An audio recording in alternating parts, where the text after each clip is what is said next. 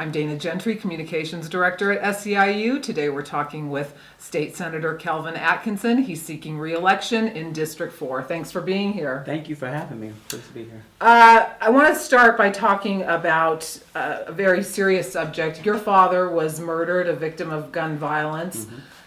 You have backed gun reform measures in the legislature, but they have been vetoed by Governor Sandoval. What message can you impart to your colleagues at the legislature to say this is really something important that we need to do? Well, I'm not sure if it's a colleague issue because, as you just mentioned, it passed out of the Senate, the floor session and through committee, and it passed out of the Assembly and was sent to the governor the session before last, Justin Jones' bill, and the governor vetoed it. So I'm not sure if it's necessarily my colleague. But it is more so, I guess, we need to convey to the governor how important it is. Absolutely, he is.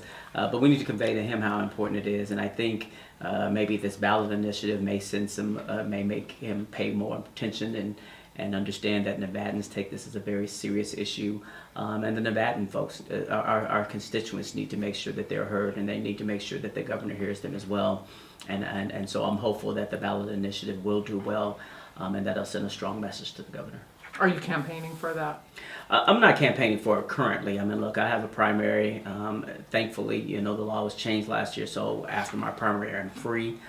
So after June 14th, I'm free. But I do plan on spending some time with that. As you mentioned earlier, my dad was killed due to gun violence, and I've never blamed the gun. I don't think that the gun shot my dad on its own.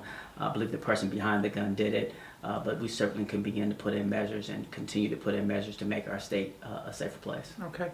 Last session was a brutal one for unions, as you know.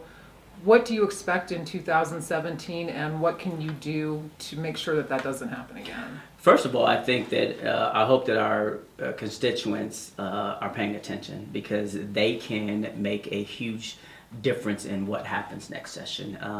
If we are Republican controlled in both houses again, I think there are more efforts to make sure that the labor unions are weakened. Look, we had some great opportunities last session with making sure that the governor and the Republicans, they needed our votes on taxes. People need to understand that bargaining tool next session won't be available to us, because we won't be dealing with taxes, and the governor may not need us on anything.